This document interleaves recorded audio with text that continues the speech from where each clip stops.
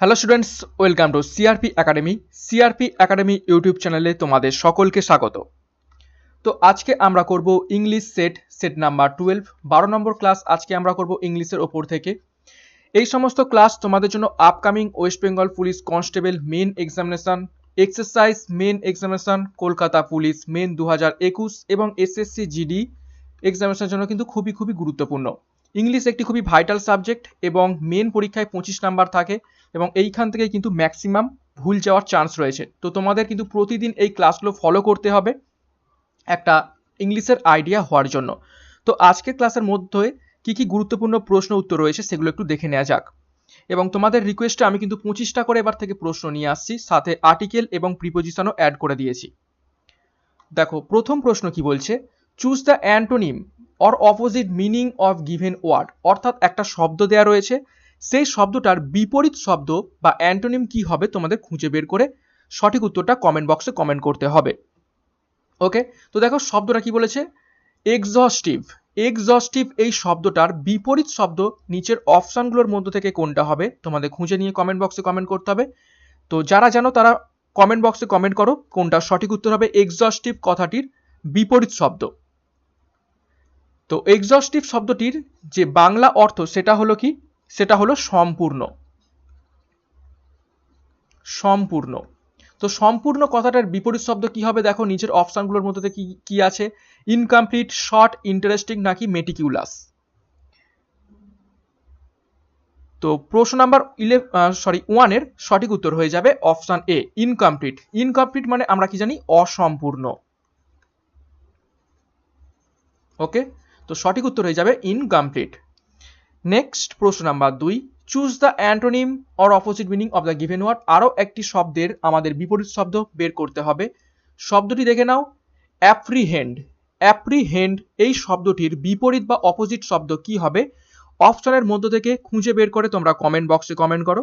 খুবই ইজি রয়েছে এই প্রশ্নটি। অ্যাপ্রিহেন্ড কথাটির অর্থ কি, অ্যাপ্রিহেন্ড কথাটির অর্থ হলো গ্রেফতার করা। গ্রেফতার করা বা ধরা। তো ধরা বা গ্রেপ্তার করার উল্টোটা কি, বিপরীত কি, তো সঠিক উত্তর হয়ে যাবে অপশন এ, লুজ। লুজ মানে হচ্ছে ছেড়ে যাওয়া, ছেড়ে যাওয়া। বাদ বাকি দেখো ক্যাপচার, গ্র্যাব এবং সিজ এই তিনটের কিন্তু অর্থ গ্রেপ্তার করা বা আটক করা। নেক্সট আমরা একটি গুরুত্বপূর্ণ ঘোষণা দেখব। সিআরপি একাডেমি তত্ত্বাবধানে West Bengal police main batch course কিন্তু অলরেডি শুরু হয়ে গিয়েছে, যেখানে তোমরা ওয়েস্ট বেঙ্গল পুলিশ পরীক্ষার মেন পরীক্ষায় 80% প্রশ্ন হুবহু কমন পেতে কিন্তু ভর্তি হয়ে যাও আমাদের এই ব্যাচ কোর্সে। গত 5ই অক্টোবর থেকে ক্লাস শুরু হয়ে গিয়েছে এবং পরীক্ষা পর্যন্ত গাইডেন্স দেওয়া হয়ে থাকবে এই মেন ব্যাচ কোর্সের মাধ্যমে। মেন ব্যাচ কোর্সের অরিজিনাল প্রাইস মূল্য 4,999 টাকা, কিন্তু তোমাদের জন্য 70% ছাড় রাখা হয়েছে সীমিত সময়ের জন্য, সেই জন্য এটা প্রোভাইড করা হচ্ছে 1,499 টাকায়। যারা ভর্তি হতে চাও তারা নিচে দেওয়া 9647553612 নাম্বারে কন্ট্যাক্ট করো। এবং এখানে কিন্তু প্রতিটা সাবজেক্ট ওয়াইজ, চ্যাপ্টার ওয়াইজ এবং topic wise theory plus MCQ করানো হচ্ছে ইংলিশ, জিকে, জিআই এবং ম্যাথামেটিক্সের ওপর। ওকে, তো চলো শুরু করা যাক। নেক্সট প্রশ্নটা, change the voice. Voice change করতে দেওয়া হয়েছে। দেখো যে বাক্যটা দেওয়া রয়েছে সেই বাক্যটা একবার দেখে নেব। We will prawn all the tree. We will prawn the all the tree. দেখো এখানে উইল রয়েছে, তার মানে কোন টেন্সে রয়েছে, এটা রয়েছে ফিউচার টেন্সে। ফিউচার টেন্সে এটি দেয়া রয়েছে। তাহলে আমরা কি করব, ফিউচার টেন্সের নিয়ম কি ছিল, দেখো সেই একই রকম নিয়ম। ভয়েস চেঞ্জের সাবজেক্ট হয়ে যাবে, অবজেক্ট হয়ে যাবে প্রথমে সাবজেক্ট প্লাস ফিউচার টেন্সের ক্ষেত্রে আমরা উইল দেবো বা শ্যাল দেবো। এটা ফিউচার ইনডিফিনাইট টেন্সে আছে। Okay, indefinite. তাহলে কি বলছে, সাবজেক্ট, অবজেক্ট, সাবজেক্ট, উইল বা শ্যাল প্লাস বি শব্দটা নিয়ে আসতে হয়, তারপর ভার্বের past participle form plus by plus শেষে সাবজেক্ট হয়ে যাবে অবজেক্ট।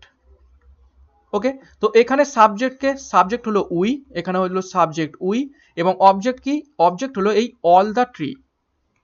তো কি হয়ে যাবে, এই অল দ্য ট্রি যেহেতু এখানে অবজেক্ট, তাহলে এইটা হয়ে যাবে এখন সাবজেক্ট। তাহলে আমরা লিখব all the sorry, all the tree, তারপরে কি দেবো উইল, উইল, তারপরে বি, বি, তারপর ভার্বের ভিপিপি অর্থাৎ ভার্বের পাস্ট পার্টিসিপেল, এখানে ভার্ব কি রয়েছে, ভার্ব রয়েছে ফ্রন, তো ফ্রনের ভিপিপি হলো ফ্রন্ড, PRUNED, তারপরে দেবো আমরা বাই, এবং উই থেকে কি হয়ে যাবে, উই থেকে হয়ে যাবে আস। ওকে, আমরা জানি আই থেকে মি, হি থেকে হিম, সি থেকে হার, উই থেকে আস, দে থেকে দেম হয়ে যায় ভয়েস চেঞ্জের ক্ষেত্রে। তো দেখো কোন অপশানে এটা রয়েছে, তো সঠিক উত্তর হয়ে যাবে option A, all the trees will be front by us. Next আরও একটি ভয়েস চেঞ্জ আমরা দেখব। দেখো কি বলছে, she is painting a scenery on the canvas, she is painting on the a scenery on the canvas. দেখো is painting ING যুক্ত রয়েছে, তার মানে এটা কি রয়েছে, একে তো ইজ রয়েছে তার সাথে আইএনজি, তার মানে এটা রয়েছে প্রেজেন্ট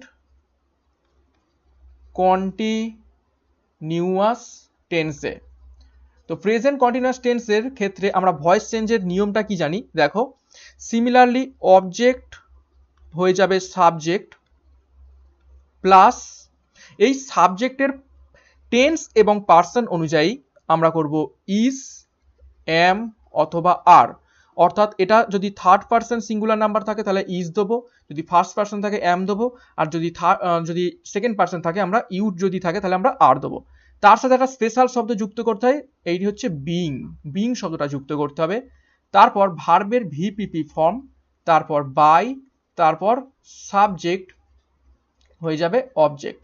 ওকে, তো দেখো এখানে অবজেক্ট কোনটা, এই যে বাক্যটা দেওয়া রয়েছে সেটার অবজেক্ট কোনটা, অবজেক্ট হলো এ সিনারি, এই এ সিনারি এটা হলো অবজেক্ট, সি এখানে হলো সাবজেক্ট, তার মানে এ সিনারিটা কি হয়ে যাবে ভয়েস চেঞ্জের ক্ষেত্রে হয়ে যাবে এটা সাবজেক্ট। তাহলে দেখবো আমরা প্রথমে দেবো এ সিনারি, এবার এ সিনারি একটা, এবং যেহেতু প্রেজেন্ট কন্টিনিউয়াস তাহলে আমরা কি দেবো ইজ, ইজ, এবার যেহেতু কন্টিনিউয়াস টেন্স তাহলে আমরা কি দেবো এখানে বিং শব্দটা বসাবো, এ সিনারি ইজ বিং, এবার ভিপিপি ভার্ব কোনটা রয়েছে পেন্ট, পেন্টের পাস্ট পার্টিসিপল হলো পেন্টেড, পেন্টেড, তারপর কি দেবো রয়েছে বাই, তারপর সাবজেক্ট হয়ে যাবে অবজেক্ট, এবং সি থেকে আমরা কি দেখলাম এক্ষুনি, সি থেকে হয়ে যাবে হার, এবং যেটা শেষে পড়ে রয়েছে on the canvas, on the canvas. তো কোনটা সঠিক উত্তর হয়ে গেল, সঠিক উত্তর হয়ে গেল option B, a scenery is being painted by her on the canvas. তো খুবই গুরুত্বপূর্ণ প্রশ্ন ছিল। নেক্সট আমরা দেখব narration change, change the narration. I said to the boy how do you see this, আমি ছেলেটিকে বললাম যে তুমি এটাকে কিভাবে দেখো। দেখো এখানে কি রয়েছে সেড টু, সেড অর্থাৎ পাস্ট টেন্স রয়েছে,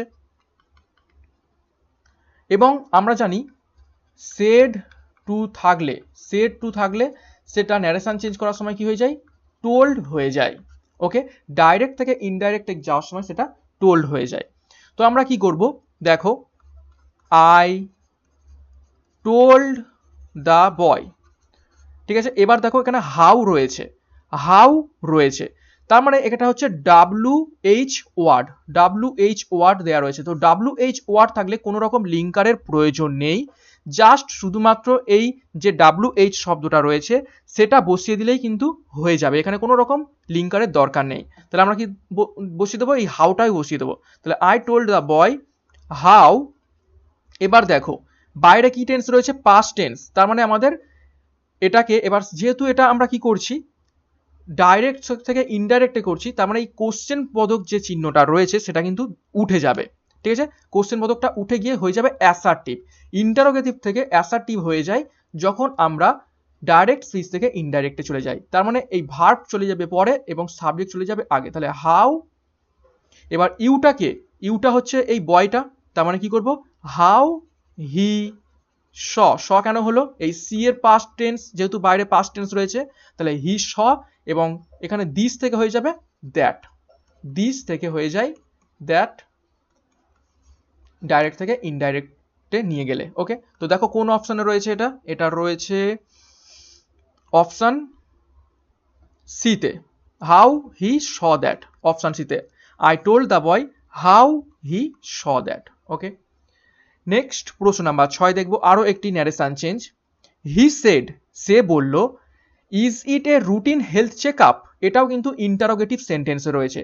যখন আমরা ইন্টারোগেটিভ অর্থাৎ জিজ্ঞাসামূলক বাক্যের ন্যারেশন চেঞ্জ করব, তখন কিন্তু এই ইন্টারোগেটিভ অর্থাৎ জিজ্ঞাসামূলক বাক্যটা যখন আমরা ইনডাইরেক্টে করব, তখন সেটা হ্যাঁ বাচক বাক্যে বা অ্যাসার্টিভে পরিণত হয়ে যাবে।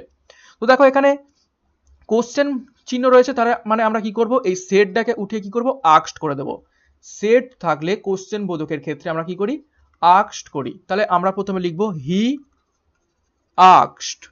এইবার এখানে দেখো, এখানে কি কোনো WH ওয়ার্ড রয়েছে? কোনো রকম WH ওয়ার্ড নেই। তার মানে আমাদের এখানে লিঙ্কার কি নিয়ে আসতে হবে, লিঙ্কার নিয়ে আসতে হবে ইফ। ইফও দিতে পারো, বা তোমরা আরো একটা জিনিস ওয়েদার, ঠিক আছে, এই ওয়েদার শব্দটাও কিন্তু দিতে পারো, তোমরা যেটা খুশি ইউজ করতে পারো, হয় ইফ বসাবে বা ওয়েদার বসাবে, যেটা খুশি। তাহলে কি করলাম আমরা, হি আস্কড ইফ বা ওয়েদার, তারপর এবার কি করব, আমরা এটাকে অ্যাসার্টিভে নিয়ে যাওয়ার চেষ্টা করব। ইফ, তারপর দেবো ইট, এই যে ইটটা আগে আসবে, তারপর ভার্বটা যাবে। এবার দেখো বাইরে কি রয়েছে, পাস্ট টেন্স রয়েছে, তার মানে ভিতরেও আমাদের চেঞ্জ করতে হবে টেন্সটা। তাহলে it was a routine health check up. Okay, এই হলো উত্তর। তো দেখো কোন অপশানে রয়েছে, এই যে এটা রয়েছে option B, he asked if it was a routine health check up. তো সঠিক উত্তর হয়ে গেল অপশান বি। আশা করি বুঝতে পেরেছো ন্যারেশন চেঞ্জটা কিভাবে হলো। নেক্সট প্রশ্ন নাম্বার 7 দেখবো, খুবই গুরুত্বপূর্ণ। Choose the correct meaning of given idiom. একটা বাগধারা দেওয়া রয়েছে বা ইডিয়াম দেওয়া রয়েছে, সেটার আসল অর্থ কি হবে আমাদের খুঁজে বের করতে হবে। দেখো, once in a blue moon, once in a blue moon, অর্থাৎ ব্লু মুন আমরা কিন্তু সচরাচর দেখতে পাই না, খুবই কম দেখতে পাই, ঠিক আছে। তো সেইটার মিনিং কি হবে, once in a blue moon, তোমরা কমেন্ট বক্সে কমেন্ট করো আন্দাজ করে কোনটা সঠিক উত্তর হবে। ব্লু মুন কিন্তু খুবই অবলুপ্ত বা লুপ্ত প্রায় জিনিস, খুবই কম দেখা যায়। তো প্রশ্ন নাম্বার 7 সঠিক উত্তর হয়ে যাবে অবশ্যই অপশন সি, ভেরি রেয়ারলি, অর্থাৎ যে জিনিস খুবই কম দেখতে পাওয়া যায়, once in a blue moon. Okay, খুবই রেয়ারলি। নেক্সট প্রশ্ন number 8, choose the correct meaning of the given idiom. আরো একটা ইডিয়াম আমরা করব, to talk shop. To talk shop, এই টু টক শপ এই ইডিয়ামটার মিনিং কি হবে? তোমরা কমেন্ট বক্সে কমেন্ট করো কোনটা সঠিক উত্তর হবে।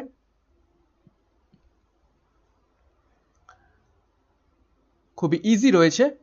তো প্রশ্ন নাম্বার 8 এর কোনটা সঠিক উত্তর হবে, সঠিক উত্তর হয়ে যাবে option D, to talk about business. Two talk shop এটাকে আমরা ব্যবহার করে থাকি কোনো রকম বিজনেস রিলেটেড কথাবার্তাকে মেনশন করতে, টু টক শপ, অর্থাৎ বিজনেসের ব্যাপারে কথাবার্তাকে আমরা ইডিয়ামের মাধ্যমে প্রকাশ করে থাকি, টু টক শপ। নেক্সট প্রশ্ন number 9, substitute the correct word of the given sentence. অর্থাৎ একটা বড় বাক্য দেয়া থাকবে, সেই বড় বাক্যটাকে আমরা কিভাবে এক কথায় প্রকাশ করব। অর্থাৎ অত বড় বাক্য আমাদের ব্যবহার না করলেও হবে, আমরা সেটাকে এক কথায় কিভাবে প্রকাশ করব। দেখো সেন্টেন্সে দেখো, the state of heavy unnatural slumber. Slumber মানে হচ্ছে ঘুম, অর্থাৎ আনন্যাচারাল ঘুম, একটা এমন একটা পরিস্থিতি যেখানে কিন্তু খুবই আনন্যাচারাল একটা ঘুমের পরিস্থিতি হয়ে থাকে। তো সেই রকম অবস্থাকে আমরা এক কথায় কি বলবো? খুবই গুরুত্বপূর্ণ প্রশ্ন এটি। তো দেখো নিচের যে অপশনগুলো রয়েছে সেইগুলোর আমরা একবার মিনিংগুলো দেখে নিই। স্টপার, স্টপার শব্দটার অর্থ হলো নিঃসার ঘুম। তারপর ইনসমনিয়া, ইনসমনিয়া হচ্ছে অনিদ্রা, অর্থাৎ যার ঘুম চোখে নেই। ন্যাপ মানে হালকা ঘুম।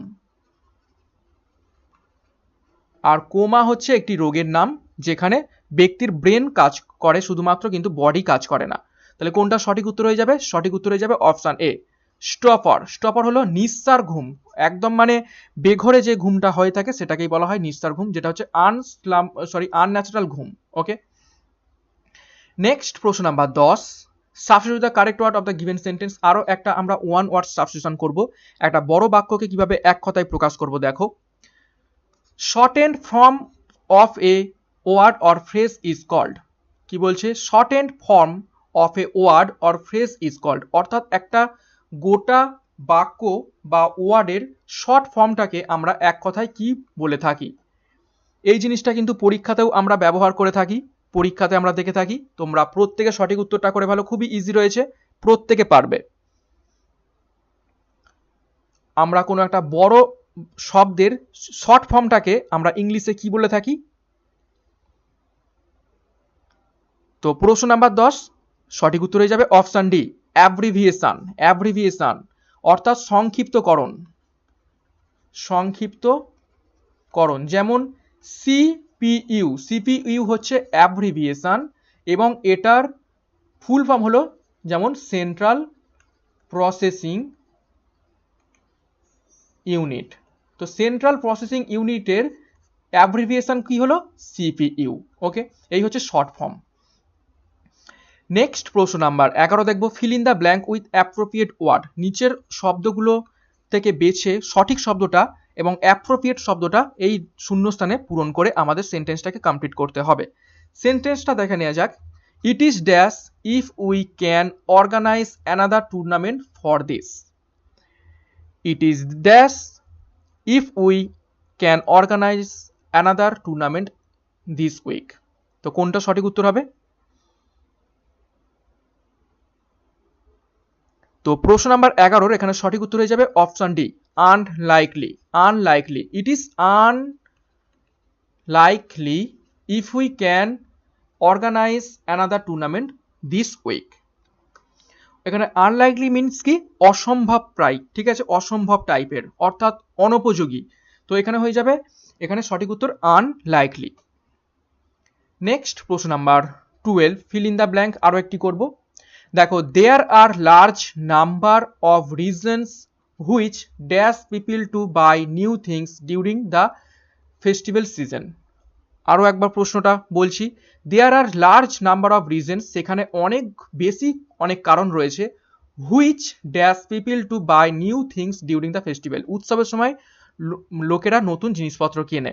তো এখানে কোন শব্দটা বসালে সেন্টেন্সটা অ্যাপ্রোপ্রিয়েট হবে? তো সেন্টেন্স শূন্যস্থান পূরণ এমন একটা জিনিস, অনেকের উত্তর কিন্তু চেঞ্জ হতে পারে, অর্থাৎ তোমার মতে হয়তো একটা হতে পারে, আমার মতে একটা হতে পারে। তো মতের মিল কিন্তু খুব একটা হয় না, কিন্তু যেটা অ্যাপ্রোপ্রিয়েট সেটাই কিন্তু আমাদের মেনে নিতে হবে। তো প্রশ্ন নাম্বার 12 কোনটা সঠিক উত্তর হবে? সঠিক উত্তর হবে অপশন বি, মোটিভেট। মোটিভেট করে অর্থাৎ এমন অনেক কিছু রিজন রয়েছে পিপলদের মোটিভেট করে কি কিনতে? নতুন জিনিসপত্র কিনতে ফেস্টিভ্যালের সময়। ওকে, নেক্সট প্রশ্ন number 13, choose the correct spelling of the given word. নিচের কোন বানানটা সঠিক বানান করে দেওয়া রয়েছে বা সঠিক স্পেলড করে দেওয়া রয়েছে তোমাদের খুঁজে নিয়ে বের করতে হবে। তো বাক্যটা হলো ফারেনহাইট, শব্দটা হলো ফারেনহাইট। এই ফারেনহাইট শব্দটার কোনটা আসল বানান বা সঠিক বানান তোমরা খুঁজে নিয়ে কমেন্ট বক্সে কমেন্ট করো কোনটা সঠিক উত্তর হবে।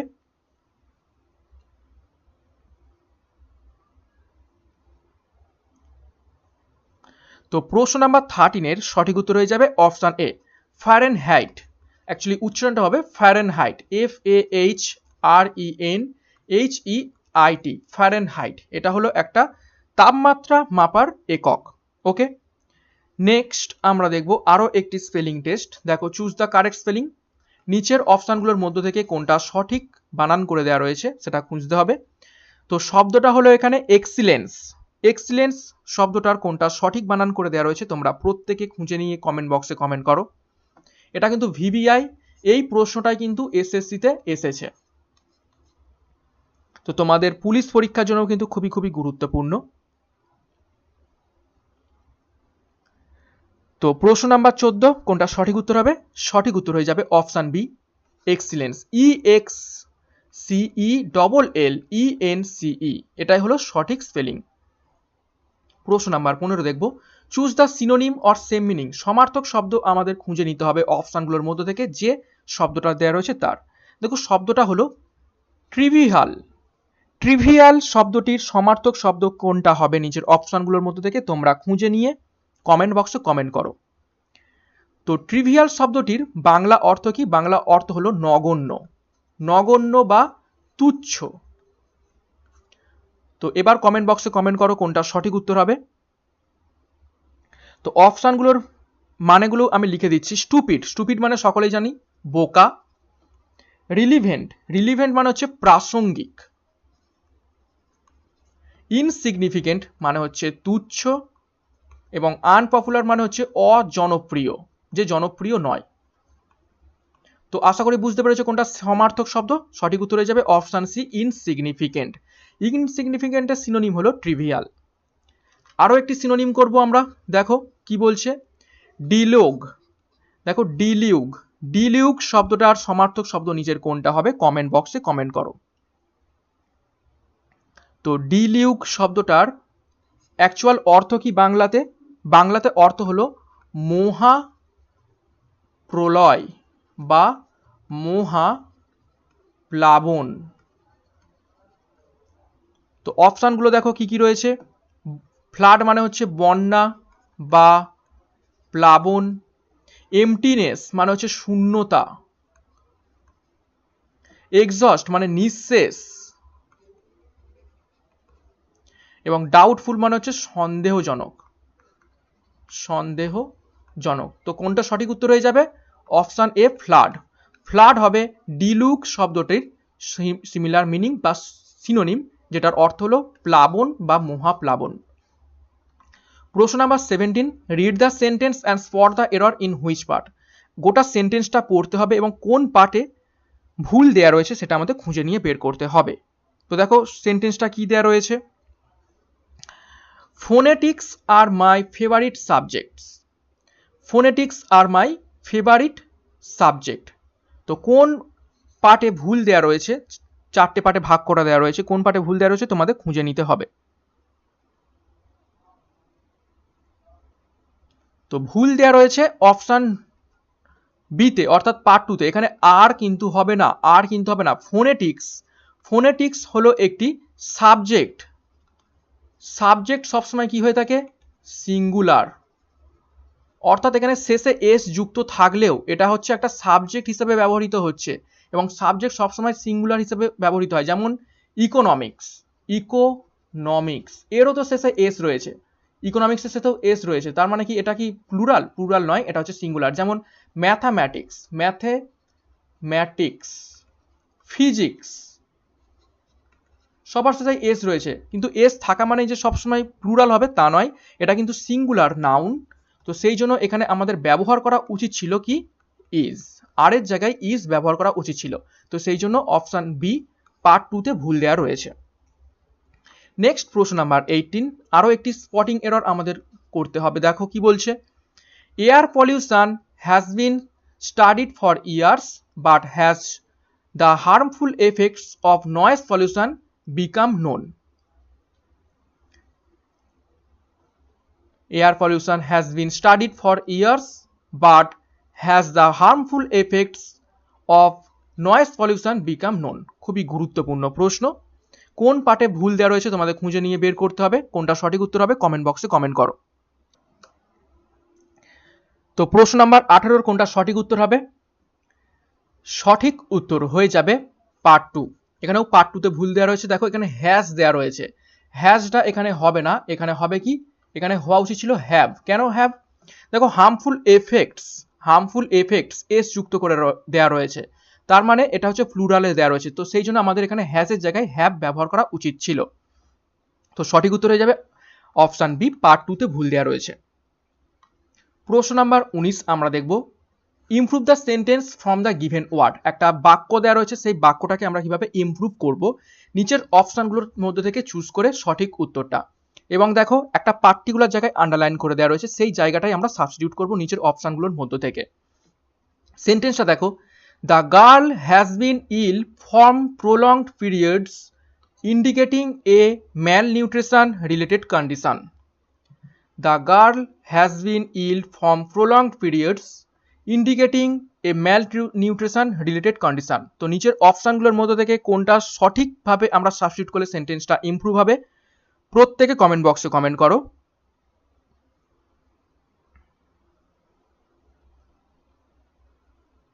তো প্রশ্ন নাম্বার 19, সঠিক উত্তর হয়ে যাবে কোনটা? Option C, for prolong period. এখানে ফর ইউজ করতে হবে, কেননা এখানে ফর্ম নয়, এখানে ফর দিতে হবে, কেননা প্রলংড পিরিয়ডস, অনেক দিনের জন্য কিন্তু এ সাফার করছে ম্যালনিউট্রিশন কন্ডিশন থেকে। ওকে, নেক্সট প্রশ্ন নাম্বার 20 আমরা দেখব, fill in the blanks with appropriate preposition. Appropriate preposition দিয়ে আমাদের শূন্যস্থান পূরণ করতে হবে। দেখো সেন্টেন্সটা, they decided dash the grey sofa. They decided dash the grey sofa. তো কোনটা সঠিক উত্তর হবে? নিচের অপশনগুলোর মধ্যে থেকে কমেন্ট বক্সে কমেন্ট করো কোন প্রিপোজিশনটা এখানে অ্যাপ্রোপ্রিয়েট। খুবই গুরুত্বপূর্ণ প্রশ্ন।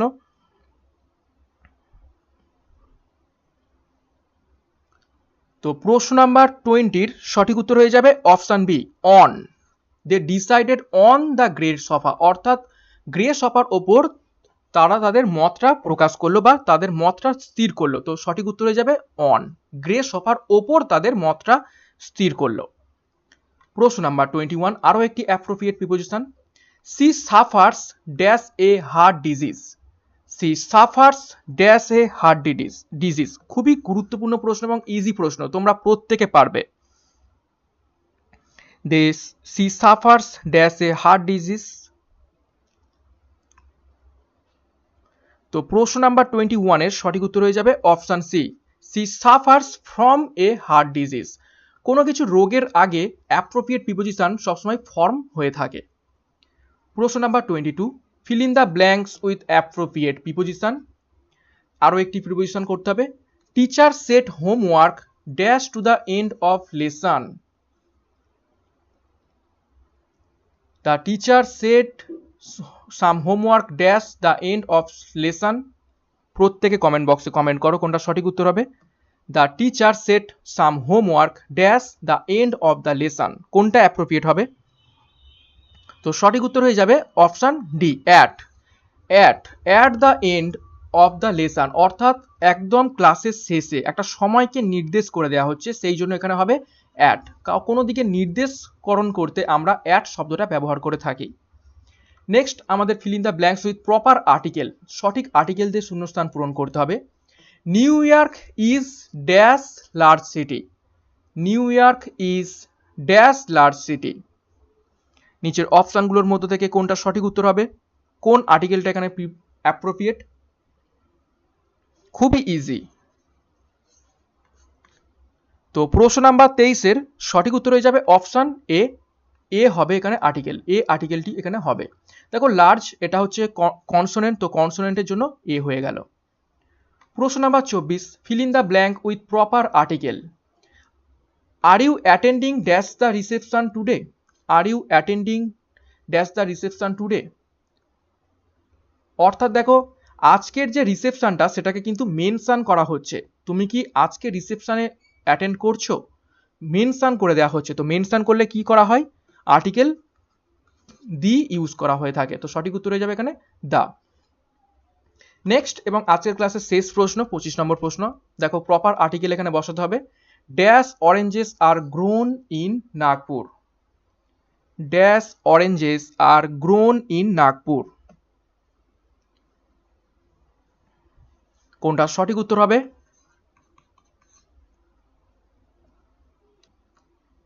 তো প্রশ্ন নাম্বার 25 এর সঠিক উত্তর হয়ে যাবে অপশন ডি, নো আর্টিকেল। এখানে কিন্তু কোনো রকমের আর্টিকেল বসবে না। ওকে, দেখো কেন বসবে না, অরেঞ্জেসেস করা রয়েছে, এখানে না তুমি এ দিতে পারবে না অ্যান দিতে পারবে, কেননা তাহলে এসটা দেওয়ার আর মানে নেই। অরেঞ্জেস বলেছে প্লুরাল নাউন, এ অথবা অ্যান দিলে সেটা সিঙ্গুলারে হয়ে যাবে। তো এখানে এ অ্যান্ড এই দুটোই হবে না এবং দাটাও কিন্তু হবে না, কেননা এটা অরেঞ্জটাকে একটা কালেকটিভ নাউন হিসেবে এখানে ইউজ করা হয়েছে। ওকে, তো oranges are grown in Nagpur. তো আজকের ক্লাসের মধ্যে থেকে আমরা গুরুত্বপূর্ণ 25টি প্রশ্ন উত্তর করে ফেললাম সমস্ত টাইপের ওপর থেকে ইংলিশের। ক্লাসটা কেমন লেগেছে অবশ্যই একটা লাইক এবং কমেন্ট করে তোমরা জানাবে। এবং সিআরপি একাডেমির অফিসিয়াল টেলিগ্রাম চ্যানেলে যারা এখনও যুক্ত হয়নি তারা টেলিগ্রামে গিয়ে সিআরপি একাডেমি সার্চ করো এবং যুক্ত হয়ে যাও আমাদের টেলিগ্রাম গ্রুপে। সেখানে প্রতিদিন সকাল 6টায় মর্নিং মোটিভেশন, দুপুর 12টায় গণিত রিজনিং মক, বিকেল 3টায় দৈনিক জিকে পিডিএফ, সন্ধ্যা 6টায় জিকে মক টেস্ট প্রোভাইড করা হয়ে থাকে। এবং সম্প্রতি 100K সাবস্ক্রিপশন পূরণ করেছে টেলিগ্রাম চ্যানেলে সিআরপি একাডেমি, সেজন্য সকলকে ধন্যবাদ এবং আজকের ক্লাসটা এখানেই শেষ করলাম। Thank you.